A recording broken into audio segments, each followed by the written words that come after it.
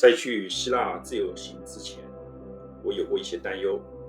主要是已经是60多岁的人了，希腊人生地不熟，很多事情呢，我也不知道自己能不能够做，确实有点吃不准。第二就是希腊不像美国，听说那里的人开车也不是很守规矩的，交通规则呢可能和美国也有所不同。听说有很多转盘，有些还是双轨道的。我在网上查了一下，好像交通规则也有一些不清楚的地方，所以心里也就没有把握。第三就是心想多一事不如少一事，准备攻略、计划行程，这些都是很麻烦的，还是安全第一，旅游就花钱吧。最后就是想到，如果是自由行，没有人讲解，有很多东西也看不懂，这也可能是有些可惜啊。大家好，我是 Adam， 欢迎来到不再朝九晚五的频道。考虑到跟团也有跟团去游的缺点，第一就是价格贵。我做了一下调研，大概每人每天至少都要250到300美元起步，还没有时间上的自由，完全要跟着团队走，可能会很累。第三就是旅游团它也是要挣钱的，通常它也不会订最理想的酒店，或者去我想要去的地方，所以考虑来考虑去，还是决定挑战一下自己，来一个自由行。我下面就把我的整个过程把它记录下来，分享给大家。我想我能够做到的，大家也能够做到。我先跟大家分享一下我是怎样做攻略的。我不是搞旅游的，但在退休以前，我是一个工程师，所以我比较会用 Microsoft 的 Words， 然后我就用现在的 ChatGPT， 让它帮我设计一个10天的行程。我告诉他我想去雅典、哥林多、Delphi 神庙，然后是空中之城。ChatGPT 就帮我做了这个10天的计划。所以大家可以看到，在第一天，我们是从匈牙利的布达佩斯飞到雅典，然后就住在这个 hotel。怎么到达这个 hotel， 它可以告诉我们，我在后面也会有分享。然后第二天就在雅典，雅典的卫城这些主要的景点。第3天就是开始租车，然后去哥林多。我总共租了5天的车，然后第4天就开车去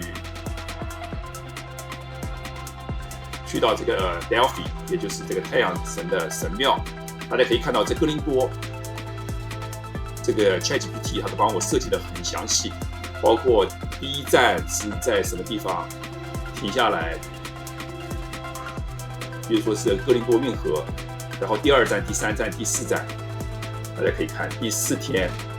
然后第5天呢就开车去空中之城，都是设计得非常仔细的。第6天在空中之城玩，第7天返回雅典，然后第8天就坐飞机去圣托里尼，第9天呢在圣托里尼玩，第10天又飞回到雅典，然后第11天早上就离开雅典，就回到美国。为了把这个攻略呢做得更细致一些，我也是另外用 Microsoft 的这个 Excel 做了一个更详细一点的这个计划。从这个计划上大家可以看到，这里有日期、时间，然后地点，还有这个大概估计的花费和这个行程的时间、具体的内容以及别的注意的这些事项。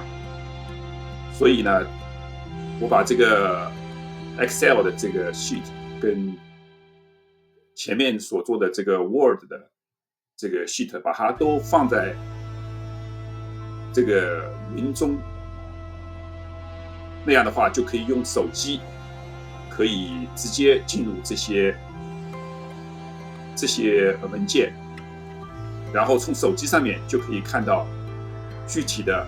每日早晨、下午、晚上具体做，就像这里要开车去这个 Delphi， 也就是太阳神的神庙，大概开车的时间是多少，然后具体在那边做一些什么事情，然后呢晚上呢会是住在哪一个这个旅馆，我也会在后面具体讲到我这些旅馆都是怎么订的，也是供大家参考。先说说在雅典的游玩。雅典的主要的景区，像卫城和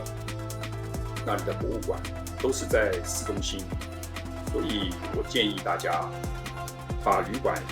也定在市中心，这样你就会省去许多去游玩的时候要找交通的这样的时间，因为是定在市中心，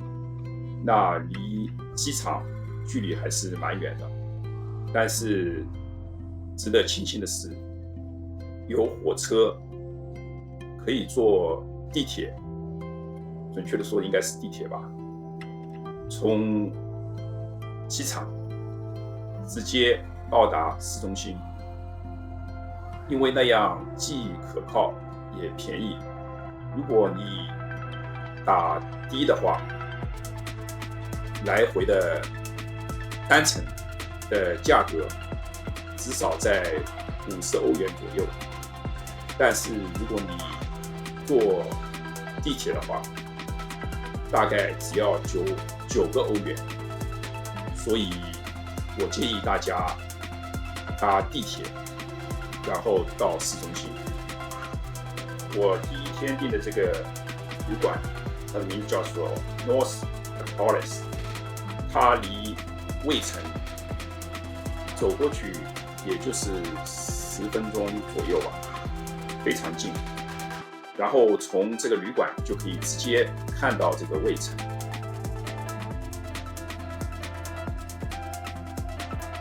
为了保证在财务管理上的方便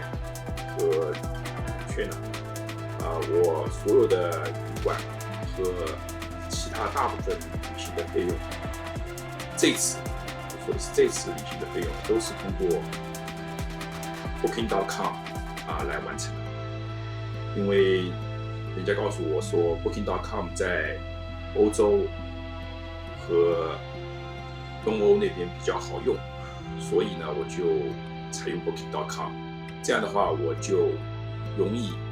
找到所有的这些我所订的这些旅馆还有租车轿车这些的费用及其详细的信息。现在也带大家来看一看我住的这个旅馆周围的一些环境，因为到达那边已经是下午了，然后我拍摄这些基本上都是在晚上、傍晚和晚上拍摄的，所以带大家看一看，周围还是很热闹的。这些景象大概是晚上可能7、8点钟左右吧，即使到9、10点钟也是这么热闹。另外，我也想跟大家分享一个我们在雅典的住旅馆的经历。第二天晚上，我们搬到了一家离第一天晚上大概1分多钟车程的另一家旅馆，叫做 Elliot Amos Suites。到了那里才发现，这家旅馆它是没有前台的，因为我在美国的时候用的一台最好的手机是用 Booking.com 在手机上用 APP 来订的这家旅馆，但是那家手机它用的 AT&T 的服务，在海外必须要每天花$12来使用，所以我到了希腊以后呢，我就买了 SIM 卡，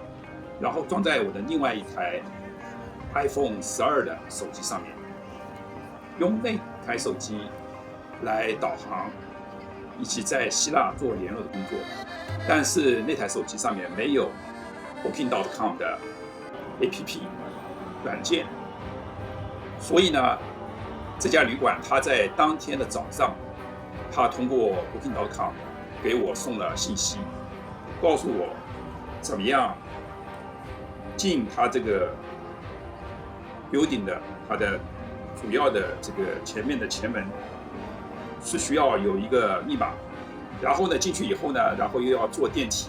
上5楼，它这个旅馆的层次在5楼，在进那个它的旅馆之前，又要到一个 lockbox 里面，然后那个 lockbox 也是有密码，你要输进一定的密码，然后才能拿到这个房卡，并且他也告诉你是哪个房间，但都是在那天早上。所以因为这2个手机上，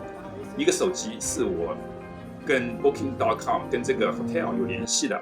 上面有这个 APP 的，有这个 Booking.com 的 APP 的软件，但是在希腊我不想用它，因为要花钱。然后另外一台手机呢，我可以有这个data， 然后可以自由的使用，但是我却忘了装 Booking.com 的 APP， 所以我就没有得到那个信息。到了那个旅馆下面，整个就傻眼了，不知道怎么上去，也不知道怎么跟他们联系，大概花了整整1个小时左右，最后还是花了这个我在 AT&T 的这个服务，在海外的服务这一天$12的费用，才跟这家旅馆他们联系上。他们说我信息当天早上就已经告诉你了但是我没有收到。当然收到信息以后，我们就能够进入那个旅馆，也能够进入那个房间。这是我第一次在海外，就是像这种旅馆，而不是民宿，但是它是没有前台的，它通过就是 APP 软件，然后来跟你联系。所以大家如果到希腊去旅游，一定要注意你的手机一定要随时能够收到你订这个旅馆的他们的信息，也就是说你这个手机要随时有 data， 而不要像我犯这样的错误，用了2个手机，一个手机呢装了 Booking.com 的 APP 软件，但只要你使用，当天就得要花$12，而另一台手机呢，我买了 SIM 卡，是我想使用的，但我却忘了装 Booking.com 的 APP 软件，所以大家一定要引以为戒。当然，这家旅馆进去以后，其实性价比比第一家旅馆更好，这是从窗口看到的。好了，这就是我在雅典自由行前2天的真实体验。从做攻略到差一点住不上店，真的是有一点开局就给我一个下马威的感觉。接下来第2集呢，我会带大家一起去真正的领略一下雅典街头，看看卫城和博物馆。吃一点当地的美食，也许还有更多我自己都没有想到的事情。想继续跟我一起在希腊探险的话呢，别忘了关注下一集哦。